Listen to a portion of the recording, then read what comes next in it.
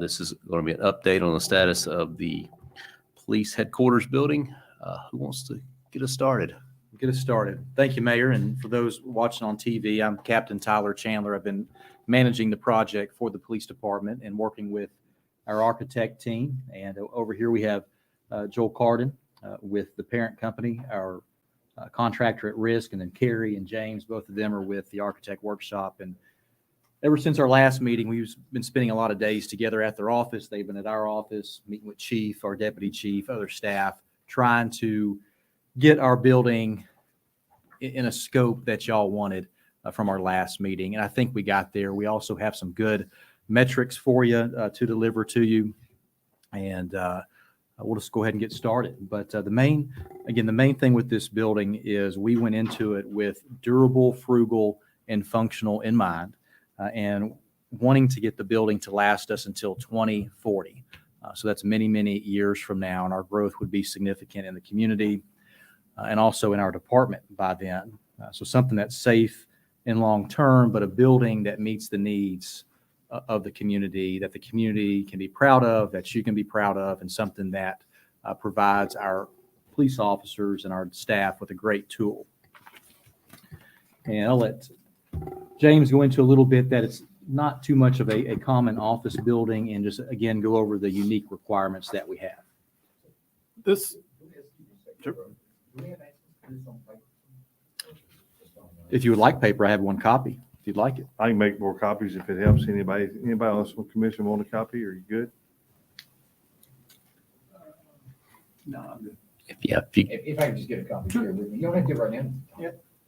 you got a soft copy, you can email it to me. And no one wanted one, so we didn't make them this time, but we can email it to you if you'd like. Yes, I would like to have it. Yeah, we'll email it to you.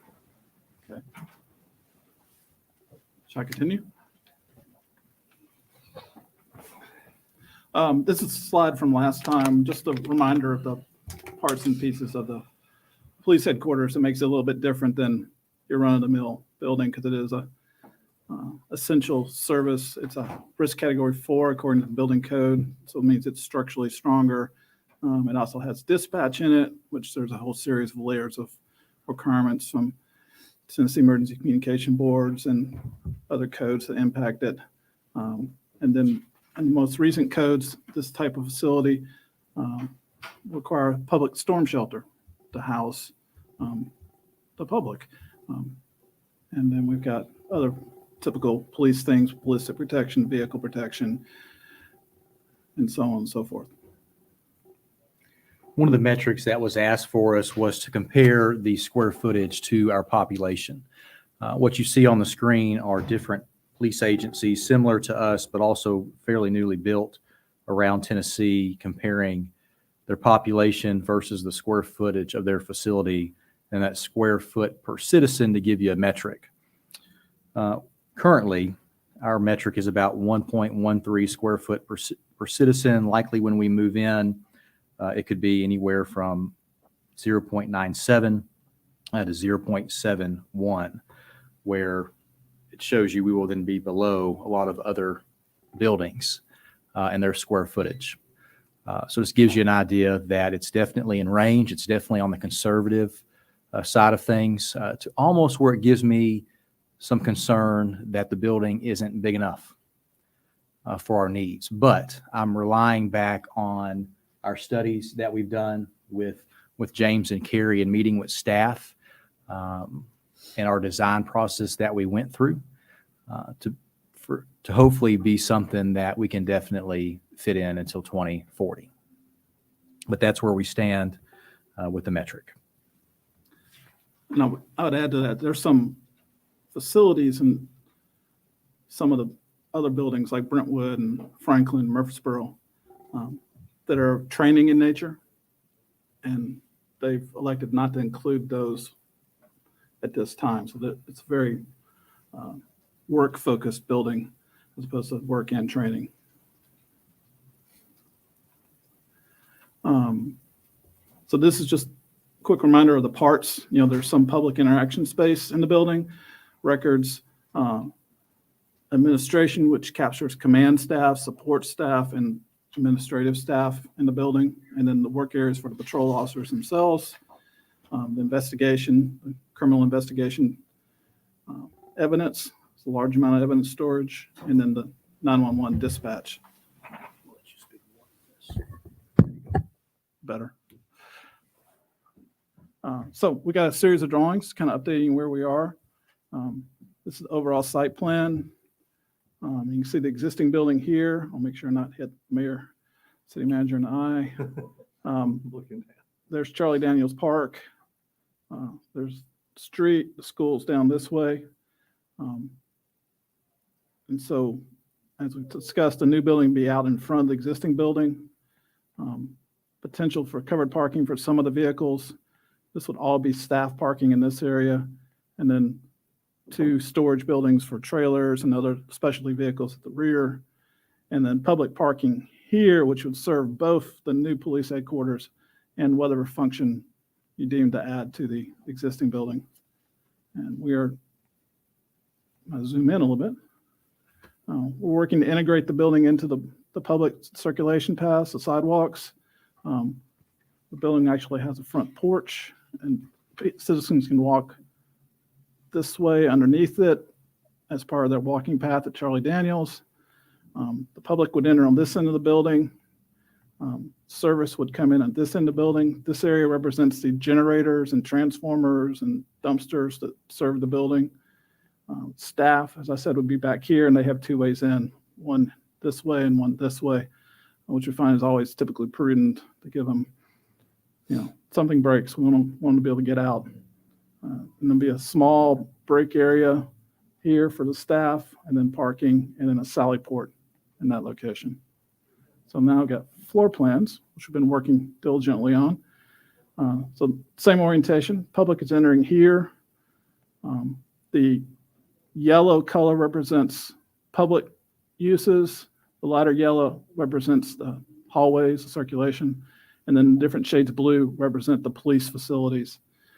So citizen would come into a controlled vestibule with records directly in front of them, interact, and then as part of the department's goal of reaching out and being, what's the word I want, friendlier? Just open. Open, positive.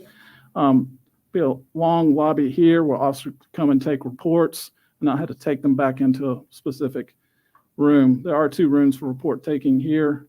And then coming on down this hallway, it's the community court, community room, planning commission room, courtroom, focused right here.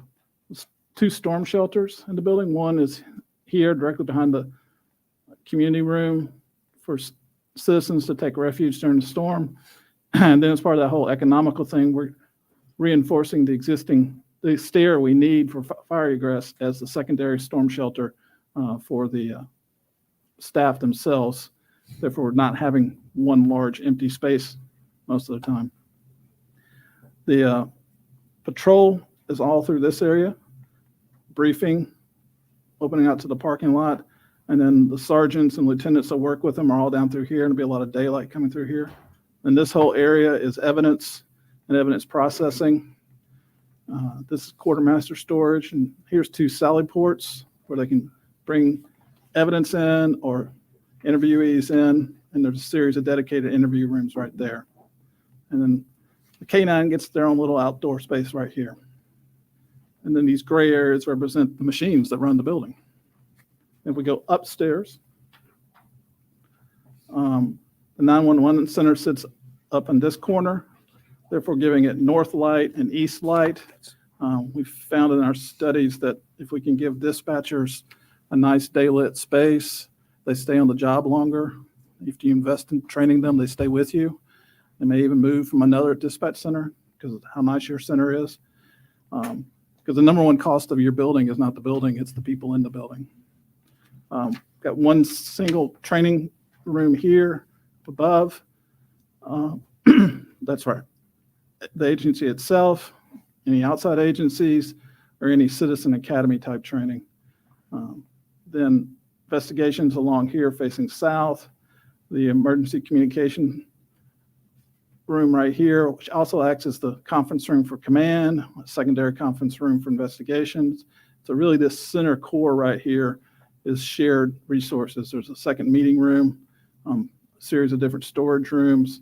And along this area is, for flexibility, is the command staff and then the administrative and support staff. And you'll notice that both that location and these locations are in open office cubicles, giving you flexibility over time that you can change the furniture out, tighten the furniture up. And you're not committing to walls that have to be torn out. And then coming down at the end is over at the sally port. So when you drop the weights, nobody cares.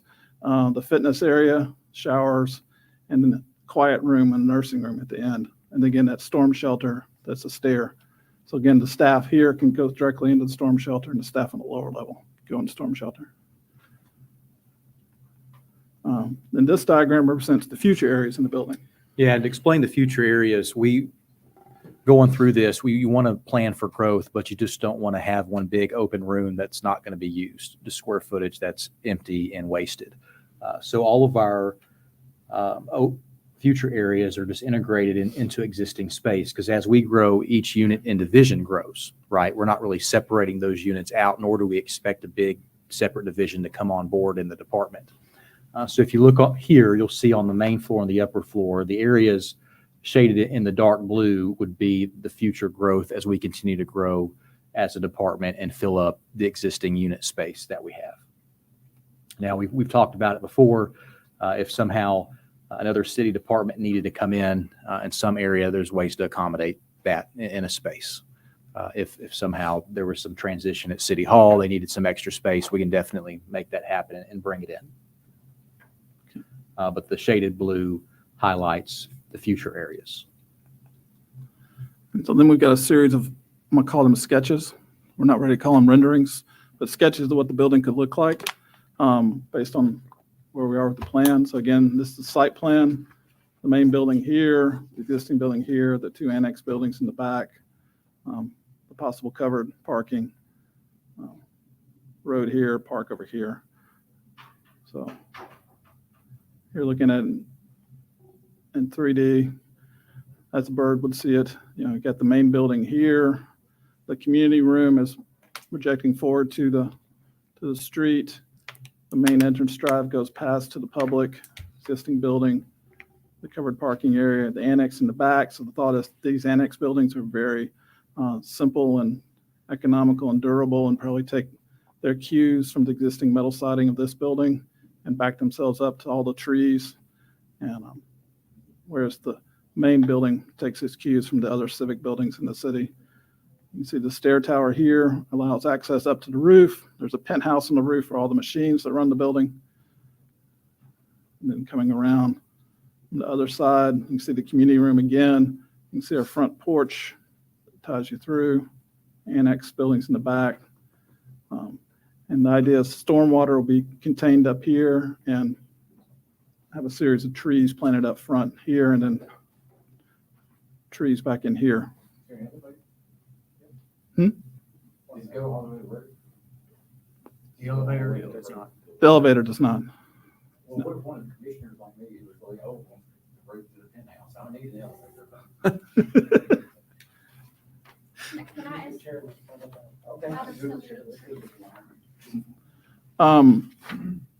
A couple thoughts. We got to deal with stormwater. And so a bioswale with trees kind of is an option. Then also, they felt like they wanted to be a little bit screened from the public. And so we planted trees. As I was modeling, I was like, I think my landscape architect got a little heavy-handed. So we may need too few. And then obviously this is the size of the trees about 40 years after we planted them. Yeah. So the forest, yeah. And then one more quick view here, kind of down street level. And again, think of it as a cardboard model that, we're just trying to show you the shape and size of the building, not talking about materials.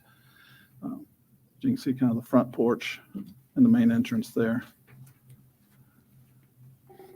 And then this is that list we showed last time of the different cost-saving items we've tried to incorporate. And then this is our cost comparison diagram between the different agencies. what they built. If you remember, this is the column of what it cost when they built it, and this is our prorated value up to 2022. And it is the cost of the buildings, not necessarily the entire project cost. And I personally find all of these numbers ridiculously high, but it is where the construction industry is today.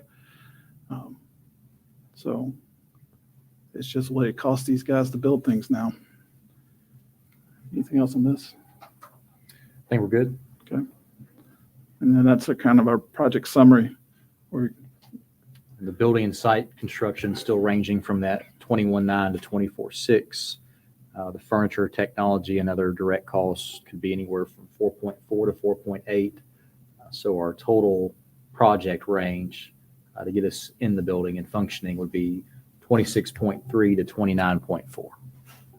And in the next, Joel, in the next month or less, you're going to be updating all this. Yeah, I'll update budget based on updated floor plans and, yeah, this will be That's a lot of slide. a pricing exercise where we get to the next level based on the design drawings. I'm sorry, And we a can little louder. begin questions if you'd like, Mayor. It's okay. So the presentation's complete at this point. We're just open the floor. Anybody, Commissioner, Vice Mayor? So first of all, thank you guys for being here tonight. Appreciate it. So when it comes to the technology of the building, obviously, there's always the good, better, best, when it comes to that model. And obviously cost is very important, but we also want to make sure that, that this being a 4-year project, are we looking at equipment when it comes to, today's age? Are we looking at what's the most efficient and what's going to be best practice for, the city long-term? So are we looking at that model right there, the good, better, best? Are we just automatically putting a Cadillac in, or, No. are we putting No. a builder's grade in? What's the vision? We repeatedly say to ourselves, durable, functional, frugal. And we typically try to lay out options. And like a lot of the technology, AV technology, I don't know that we'd even start considering exactly what to purchase Sure. specifically until we get closer to the move-in date. And we've had a lot of good conversation with Travis. But this is your mechanical, your lighting, all of the operations of the building, because obviously that's what I'm looking at is because that cost is going up all the time. So, but at the same time, like we're seeing decrease in cost as well. So, these numbers, obviously last thing we want to do is come in and say, okay, this is going to be the projected number of 29.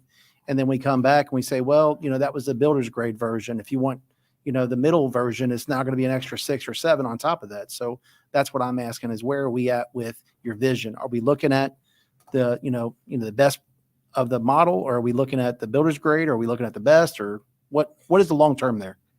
I would say I wouldn't term it builder's grade, but I would say it is, we set the base level of performance for these systems, but you're right. The systems end up being an extraordinary amount of the project overall, much more than most people give it credit for, right? It's not really the finished selections. It's these bigger systems that drive the building. It's not that we begin with a builder's grade, but we begin with a baseline of expected performance out of it that we know we can rely on, right? Because it matters a lot to us that the building is reliable to them. Beyond that, though, so we'll have an expected level of performance, right? But for this building in particular, we're trying to keep the mechanical system in specific to something that could be maintained without a whole lot of special training by personnel, because maintenance on it is actually a pretty real part of the cost of the system, right? Correct. So where we feel comfortable with kind of a solid baseline, not Cadillac, but a solid performer, we go ahead and design towards that. Where we are less sure of the cost between, we've got this option, and I would be agreeable to all of these from a performance standpoint, but I'm not sure of the cost. That's when we turn it over to Joel and we provide him with these options of, we'd like to see pricing for this and this and this.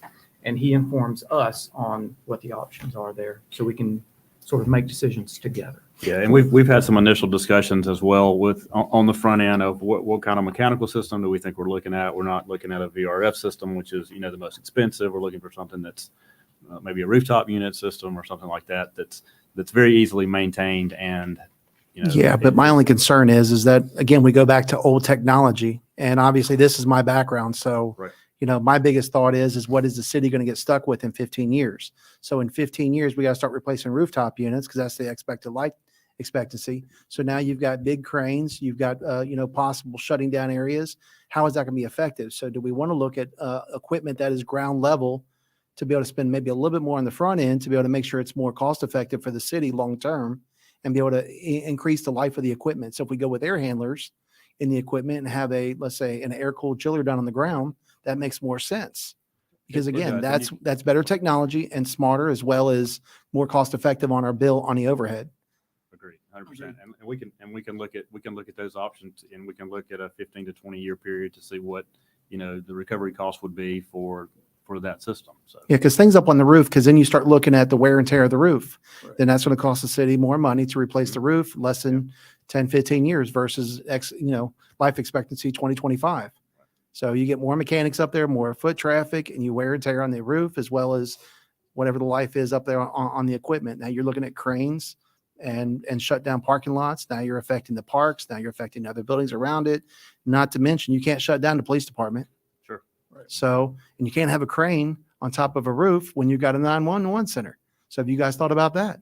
Because you can't have a building occupied when you're having a crane. So how are you going to expect that one? Right. So we need to be looking at these things long-term because again, you can't, we cannot shut down 911 when you got a crane on a Saturday because that's when they're going to be running. So again, to me, these are just basic questions that I think you guys should be coming to us with the solution because not everybody has that background. So yeah, that's gonna be a challenge, right? completely agree. Yeah, and like I said, we can look at several different systems. That's why we're involved in the design process. I get begin that. with, to give input and advice for cost and comparison for long-term use. Yeah. That's one thing we're dealing with, Vice Mayor, is everyone has a different opinion up here. I totally agree. And we are trying to do our best to design a building that meets everyone's needs. And we continue to work towards that, right? Yep, And, absolutely. we're doing the best we can.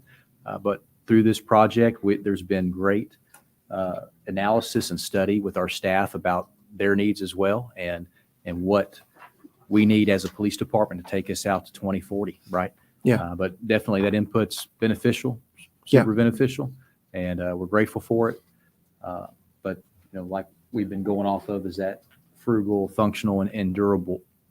But we're glad to have your input about what could take us out further. But Yeah. thank you. Yeah. I'm excited about the project. I really am. I just want to make sure that, again, you can't turn a light switch off when we got to be replacing these things and it's painful, so we got to be able to look at things that are on ground level and how is that going to affect that as well as the cost. So let's just had some questions. So thank you both.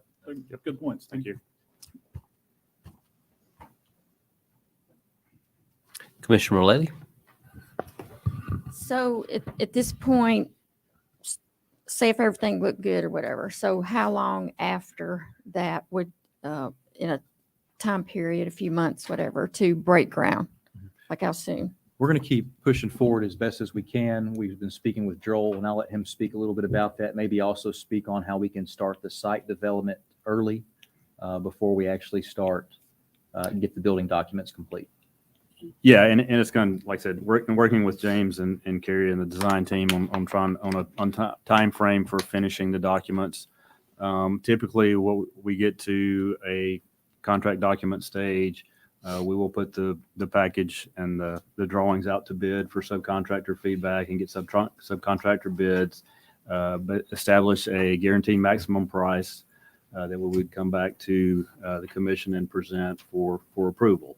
There are other options that would possibly speed that up. Maybe do a site package early, and then while you're completing the rest of the drawings, put that package out to bid, get that site work underway, and then at some point during that process, you would bid the rest of the project.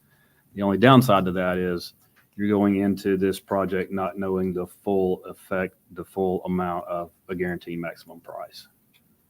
So If we wait for the guaranteed maximum price, I think it's June, depending on our time frame for final CD. likely yes. June for Likely groundbreaking. June. This year? What's that? this year? Yes, ma'am. Oh. This year. And how long of a project would this be? I'm probably in the 16 to 17 month range. And what is the plan to pay? I guess Dana, that would be, of I'm sorry? course, Sorry. I'm up on this one. like how would we go about? So what we would do is I would recommend putting it in next year's budget. Once he comes back with a guaranteed maximum price, we know what to budget. We have a good amount of reserves, even after setting aside kind of the 25 million for the road projects, we still have a healthy reserve. So then it comes to you guys as to how much of that do you want to spend and do you want to borrow for the project? There's absolutely no issues in borrowing for this project at all. I wouldn't recommend a large borrowing because you have a healthy amount of reserves. So at that point, once we get to the budget time, we'll know projecting forward what we're looking at. So we could do reserves for a certain amount. We could borrow for a certain amount. It would just be what the financials look like and what you guys want to do. So if groundbreaking would be June, and that's really before the final budget decisions, how does that work? Well, we do have an amount budgeted this year. And so I'd have to look at the cost again to be sure, but I think we have enough this year to cover any expenses that we had for groundbreaking. Even okay. groundbreaking in June, it would only be a month. So I don't foresee needing a budget amendment this year. I think budgeting for it next year would be appropriate.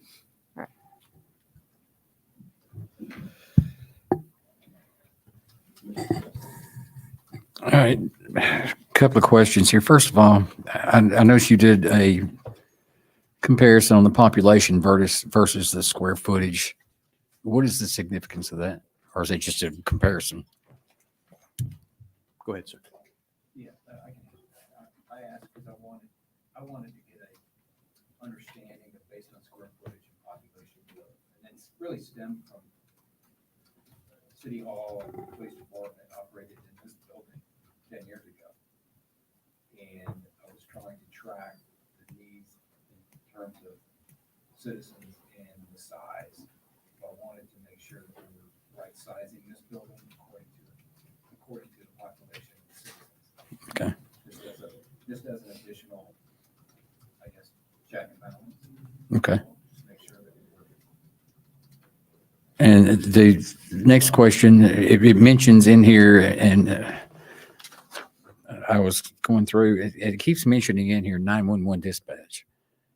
Now, my understanding is we don't have 911 dispatch. We've got Mount Juliet dispatch, and if you dial 911, you get 911. They send it to our dispatch. So I want to make sure that's just Right, and thank you for mentioning that. And what we also want to mention too, just to ensure y'all are still on the same page as us, but if you go to your page, you got dispatch, it shows where they're at. But our dispatch center dispatches for police, fire, and we have EMS coming on very, very soon. There's a portion of the EMS dispatch we are not going to be able to do at our current facility until we get into a bigger facility because it requires more people and it requires more technology. And that is your emergency medical dispatch pre-arrival instructions. We will not be able to provide that until we get more staff. We can't put any more staff in the dispatch center because it's too small. There's also significant technology upgrades that we have to do, such as taking our 2 911 consoles to at least 4 911 ready consoles. And we figured if we're going to invest that amount of money, we don't need to invest it now in the current facility and then pay another amount of money to move it into the new facility. right. But our dispatch center too is also not a bunker, right? Originally, we thought about going into this, creating the building more of a bunker type building to be super protected against a tornado. That's not the case. It's a strong building. It'll take a hit, but it may require us to take down dispatch for a little bit and use a backup area until we get back up and going. It's not going to have the redundant sewer. It's not going to have the redundant water systems.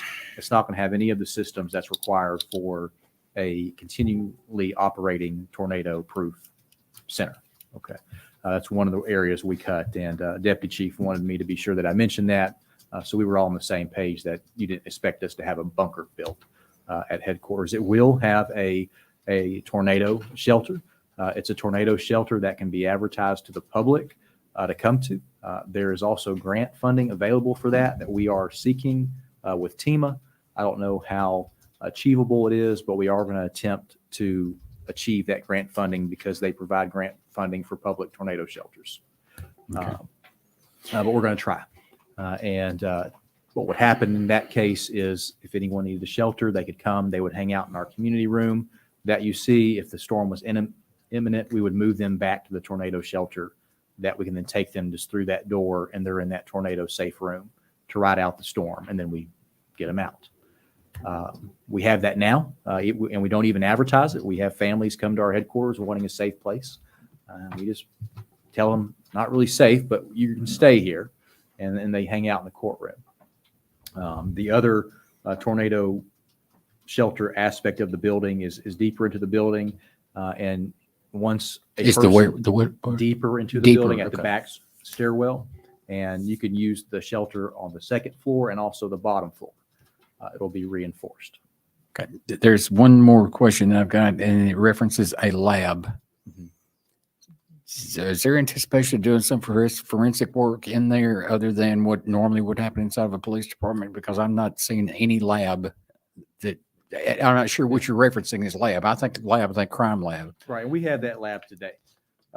What is it? What are y'all doing there? It was in the back room. We moved it to the investigative building, but it's the hoods that do the glue for the fingerprints. Okay. It's a photo lab to take photos of those fingerprints.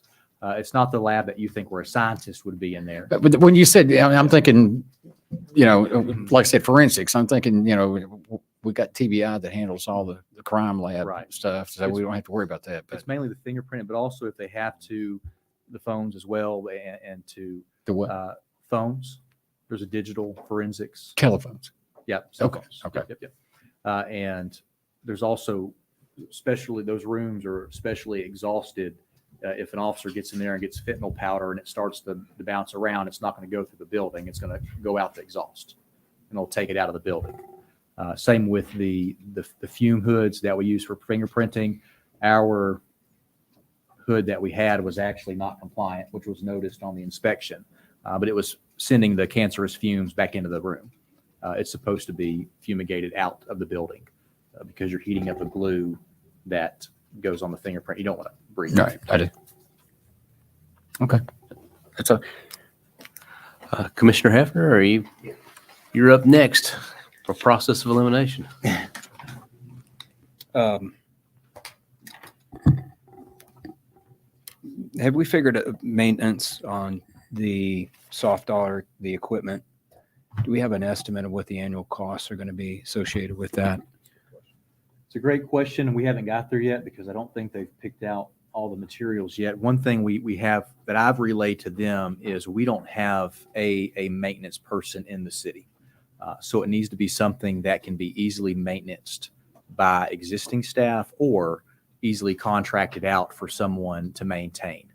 Nothing that's overly complicated to the point where even in our technology systems, you may go to these centers and they have all these fancy screens, but no one knows how to use it. We're not going to put fancy screens in our building. We toured Brentwood's, and Brentwood's Dispatch Center has a full wall of screens, but when you talk to the dispatchers, they're like, we don't even look at it. And then you talk to the supervisor, or we just have it up because it looks cool. We're not going that route. The dispatchers would truly rather control the cameras and the radar and whatever else you have displayed on that screen at their desk because they're there, they can see it closer and zoom in and that type of thing. Same with our emergency communications center. It's not going to have a bunch of special technology. It's going to have the basics just to be able to display stuff so it's easily maintained, not too expensive. But as to the plumbing type stuff, the HVAC, the heat and all that about the building, I think we're still probably trying to figure it out. Yeah, I mean, I think that goes to the Vice Mayor's comment and your comment is finding that right amount of a durable material that's easy to maintain. And so we've worked really hard to engage the city staff as part of that conversation. And that's kind of the conversation we had is where we are in the mechanical system. We'll go back and revisit that. Travis is heavily involved in the whole software. conversation in the server room. I mean, understanding the culture of the dispatch center is one of the key things we have to figure out in each of these facilities, because some of them want this showpiece, some of them Right. are like, it's a working facilities. So I'd be curious to see, I'd like to see that, what it is today and That's a good what the question. anticipated costs are. So I'd like to see, I'm assuming there's going to be some incremental Yeah. increase there. The other question is, I see a lot of technology.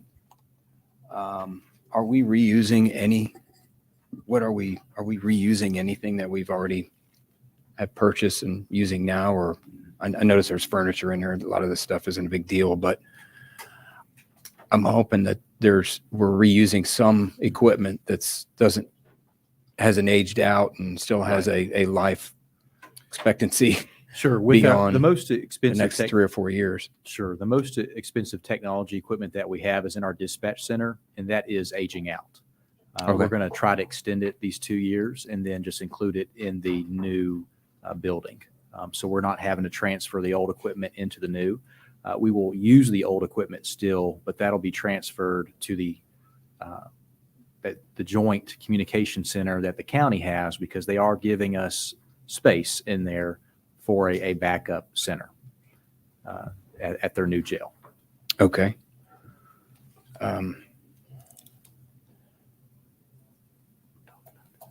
On the design fee, 5.7%, is that customary? Is that, what did Franklin and Murfreesboro, Spring Hill, Brentwood? A little bit more. Okay. Yeah. Well, if it is, say it. I mean, Yeah. that's why I'm asking the question. It is a little bit more. And again, we did do a request for bid to select the architect workshop, and their design fee was lower than the others. I was saying the other guys paid a little more than you did. Yeah. Yeah, okay. But your design fee was still lower than the others. Yes. Others who bid for it. Yeah. And then also, one last question. The guaranteed maximum agreement, Guaranteed Can- maximum price. guaranteed maximum price. Could you help enlighten me?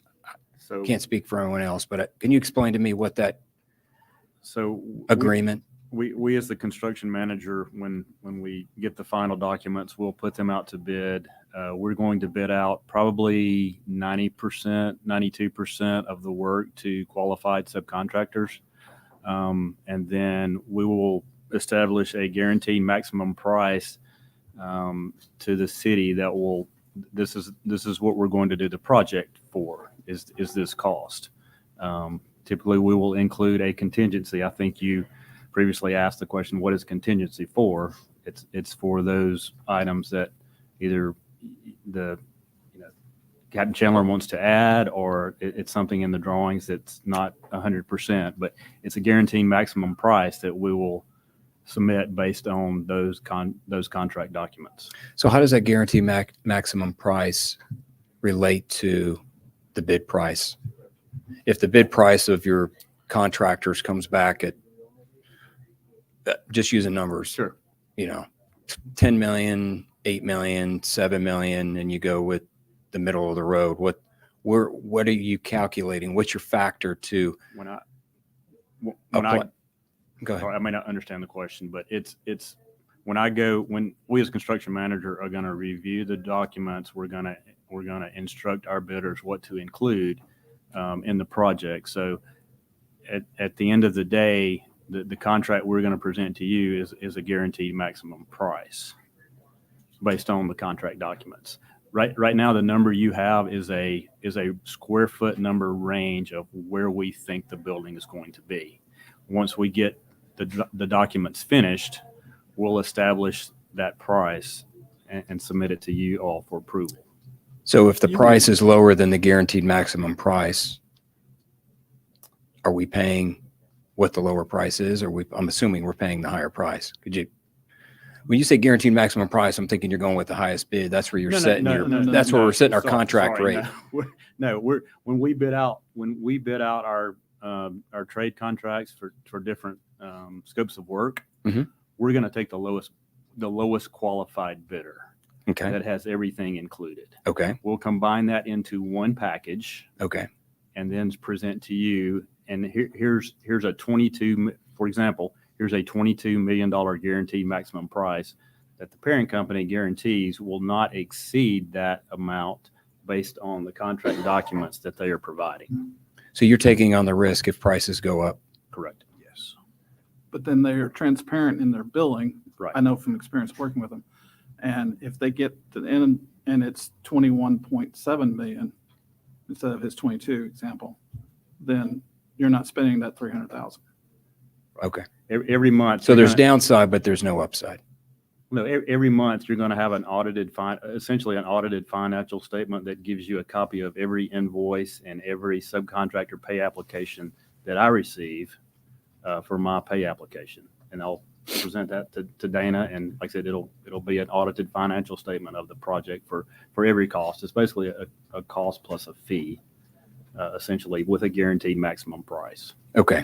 That's where I was getting at. So it is cost plus Correct. with a not to exceed. Correct. Okay. And what is your plus? I get the My- cost. What's the plus? What's the My percent? fee.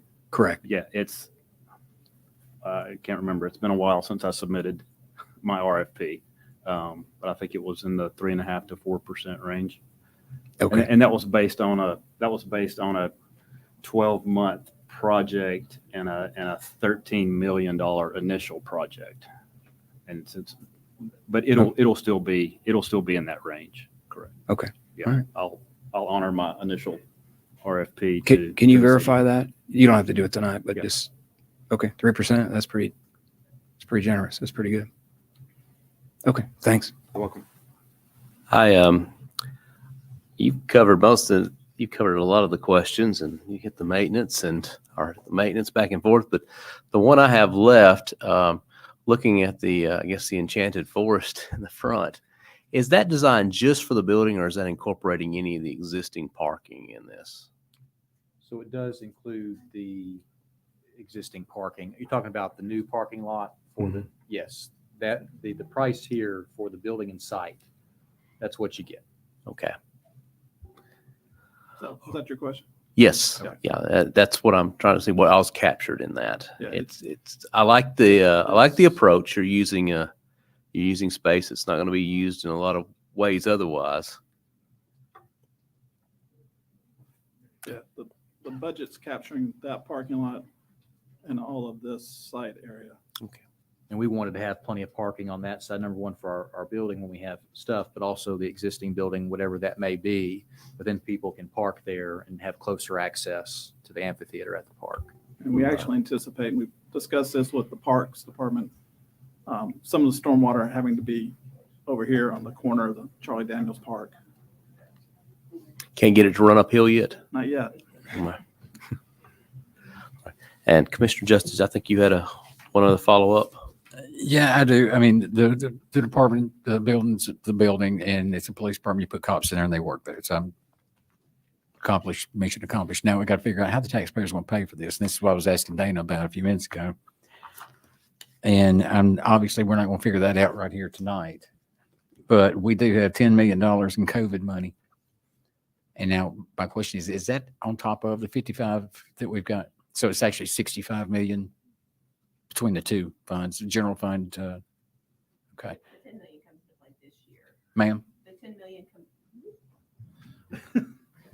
sorry. I like these rolly chairs. The 10 million comes into play this year. The 55 is what we ended with last fiscal year. So Okay. June 30 of last year, we had 55 million in unrestricted funds. The 10 million is getting recognized this year. Okay. Right. Do we have any bonds coming off? Not bonds, but we have the fire trucks that are going to be, I think next year is the last payment on those. So that'll be 300,000 rolling off. We have 2 bonds. They will be dropping. Our total debt service will be dropping. So And it's that's 300 for all of those trucks, right? 300,000. So I guess my question there on that would be, can you have, like, maybe at the next meeting, get us some options as to, if we spend 10 million, I'm just using that number, but if we spend 10 million and that means there's another 14 million left, whatever, then, this is what this option would be, and then give us other options for financing this. I think we talked about this before. I'm not interested in gutting our general Reserves. fund, our reserves for this. We got some other stuff to do. Plus there's 25 million, I think, coming out that we've, Yeah, for setting the aside Central that- Pike interchange, right? Yeah, that'll come out of, you kind of take that out of the 55 million. 'Cause Okay. you set that aside, so. All right. So if you could just start working on some options for us to look at and as to how we want to, we need to make sure that we have gold sidewalks like Franklin does and, that kind of thing. Yeah. Chief Hamrick's over going, yeah, that's what I'm talking about. Yeah. Commissioner Mullally, did you have a follow-up? Question, the parking in the back that you said was for PD, is any of that gated? It's all gated. It's all gated. So there would be no public parking in the back. No, unless Okay. we had to make a special circumstance for something. Okay. Commissioner Trevette? I'll just make it real quick. Two quick questions. One, obviously we can get into the safety side of the building with bollards and stuff like that, some type of landscaping to be able to help protect the building. It will be raised up. Part of our cost savings, it's going to have an elevated foundation, so you can't drive into workspace. Okay. All right. And then the second question, which was, as we get into, the cost plus, as well as all of the other, I guess like the running the project, so to speak, are we going to be looking at, with those numbers as you're going out to bid, are you going to be looking at, some of those other options outside of the rooftop equipment wise? Are we going to be looking at ground options? And will that change a whole lot for some of the design work? Because if we're going to be moving equipment down low, how is that going to affect some of these other areas? So just throwing that out there to you. I would say we will revisit that within the next month as far as Joel updating his budget at the end of the schematic. We're at schematics, and we'll be able to incorporate any of that as we go forward into the documents. Okay. I would share with you that most, if not all, the machines running the building are inside that penthouse. Okay. So there's a few condensing units, for lack of a better word, Sure. outside, which need to be outside, but Yeah, most of the absolutely. machines are inside. 'Cause Yep. I've had them on the roof before, and I don't like them on the roof. Yeah, I agree. Okay. All right. Hey, thank you guys. All right. Thank you, everyone. With that, seeing nothing else, if you've completed your presentation, we'll adjourn this workshop and we will move on to our next item on our schedule tonight. And so with that, we'll adjourn the workshop. Thank you for your Thanks, time. everyone. Thank you.